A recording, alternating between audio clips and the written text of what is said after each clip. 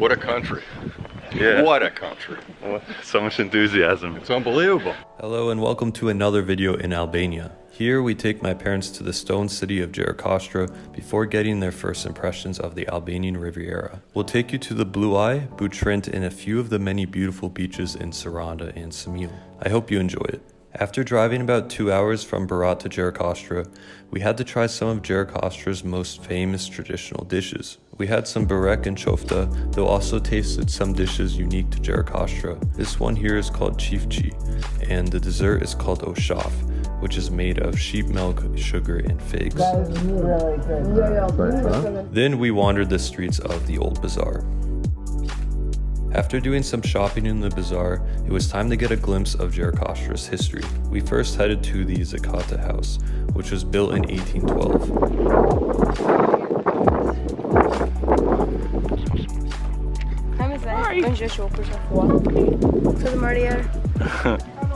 Oh, little pup. Little pup. Hey, buddy. This house is an example of the usual tower houses built for the wealthiest families in Gjirokastra during the 19th century. The house belongs to Bekir Zeko, who was one of Ali Pasha's general administrators at the time. The house is 3 stories and has twin towers, and the interior is truly amazing and gives you a glimpse of the Ottoman-style architecture. There's also a beautiful view overlooking Gjirokastra from the top. Good view, huh? Afterwards, we headed to a must-visit site when visiting Gjirokastra. I talk about the castle a bit more in depth in my previous video in Gjirokastra, but to recap some highlights, the first fortresses were built as early as the 12th century. The castle is one of the biggest in the Balkans and is frequently visited because of its rich history. You can go to check out the clock tower, the stage that was used for festivals, and the views of Gjirokastra from above. It's also interesting to visit to hear about the castle's significance under Ali Pasha in the 19th century and King Zog in the 20th century. Definitely stop here when in Gjirokastra. Later we headed out for dinner and afterwards got a taste of Gjirokastra's nightlife.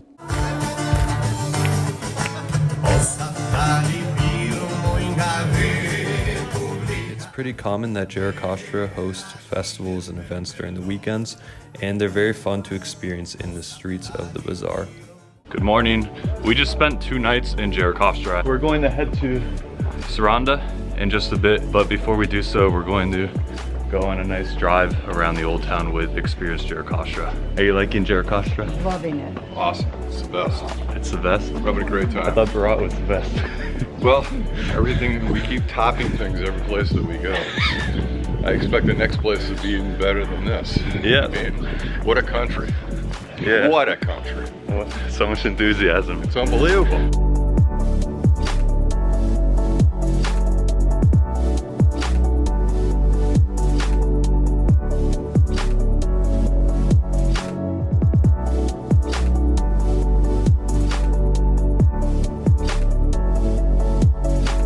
After our drive around Gjirokastra, it was time to head to the coast.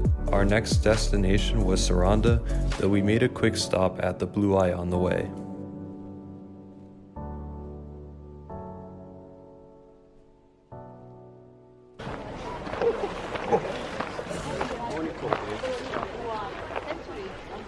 So last time we were here was in March of this year, and the scenery was very different. So the Blue Eye is very, very beautiful, but at this time of the year, in June, it's a little bit crowded because you see a lot of tourists, but it's still beautiful and worth stopping by. Yeah, I mean, it's really nice, but the difference between the Blue Eye in Theth and the Blue Eye in Saranda is the Blue Eye in Theth is actually hard to get to, whereas here you can just sort of drive up and walk 1 minute. So. Yes.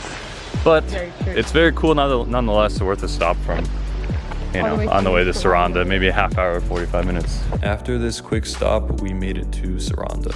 Last time Fiori and I were in Saranda in March, we stayed at Hotel Nertili, and we really enjoyed our time there, so we thought it would be the perfect spot to have my parents stay. After checking in, we wandered the streets of Saranda a bit. We had our first taste of seafood at a restaurant called Mangiarane, which never disappoints.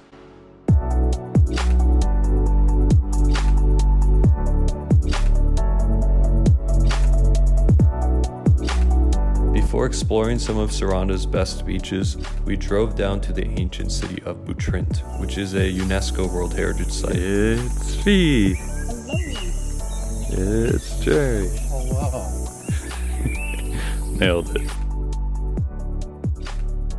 Butrint was once part of the ancient Greek and later ancient Roman colonies. It also experienced a period of prosperity under the Byzantine Empire, where parts of it were rebuilt.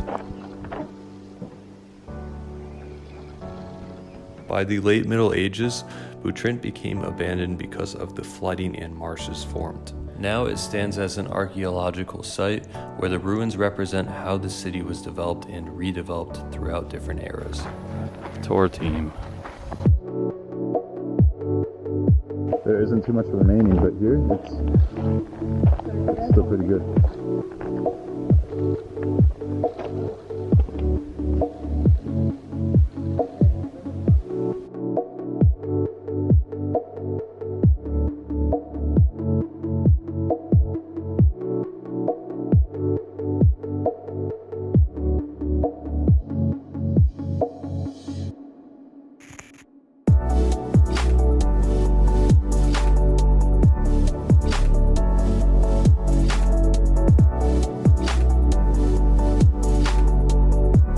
After exploring Butrint, we headed to my parents' first Albanian beach. We went to Mir Beach, which is located on the southern end of Saranda, close to Ksamil. Here we enjoyed a swim before heading back to Hotel Nertili for sunset.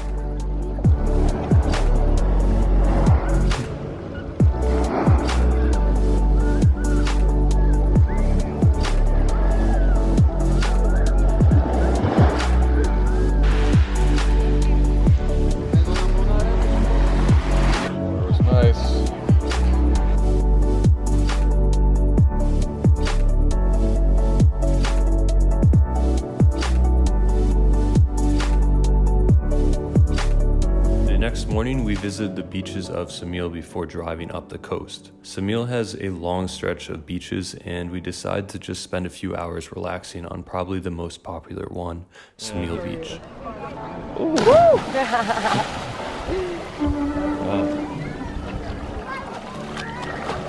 And he's off.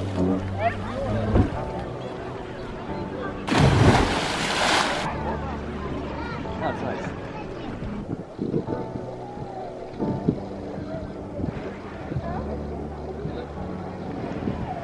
Afterwards, it was time to head to Dhermi.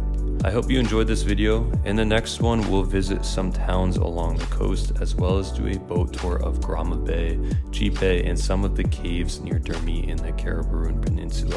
See you soon. Bye.